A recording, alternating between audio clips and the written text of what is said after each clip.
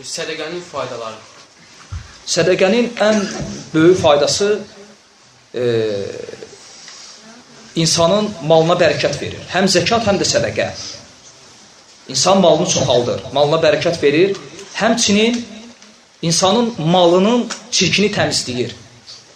Ola bilər insan nə iləsə məşğuldursa, nədən ruzu qazanırsa, ola bilər ona hardansa haram girsin və o sədəqə, həmçinin zəkat və zəkat sözünün mənası da budur, insanın malını təmizləyir, həmçinin malına bərəkət verir, həmçinin sədəqə insanın həyatına da bərəkət verir.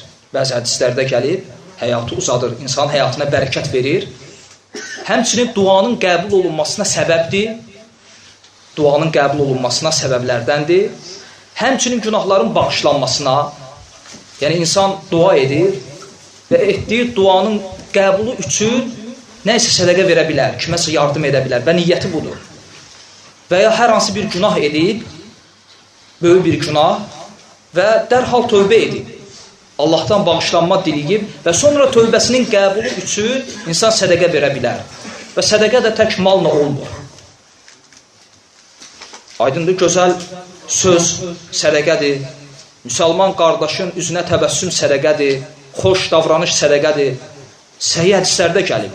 Həmçinin birinə kömək etməyin sədəqədir. O mənada ki, məsələn, biri miniyə minir, yaşlıdır və sən ona kömək edirsən. Və görürsən ki, bir qoca və ya bir qarı evinə gəlir, əlində ağır yük, sən ona kömək edirsən.